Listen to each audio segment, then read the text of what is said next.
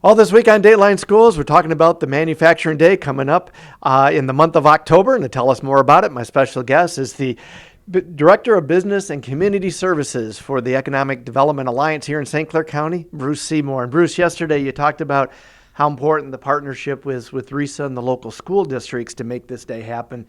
But I know you can't do it without your manufacturing partners too. How many do you have working with you on this project this year? This year we already have 15 area manufacturers signed up to host a talent tour during Manufacturing Day.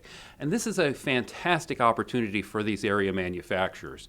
By hosting the talent tours, we are bringing in the next generation of professionals to the companies so that they can show them all the interesting careers that are available to in manufacturing. And Manufacturing Day is not an event that's been created to promote an individual company's positions or jobs that they have, but to promote all careers within manufacturing. And so as these students go into these into the different companies that are participating, they're learning about a variety of careers that are available to them. They're learning about the opportunities that they have for training that the companies can provide to them.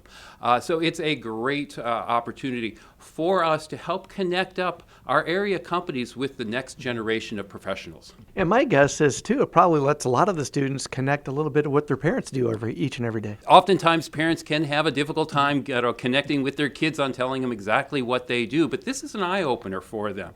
As we're well aware, the generations before us, built their lives as a middle class in manufacturing, and we saw the benefits of it and the great quality of life that a manufacturing operation can provide, individuals with careers in them.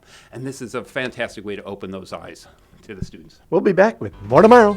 For Dateline Schools, I'm Terry Harrington.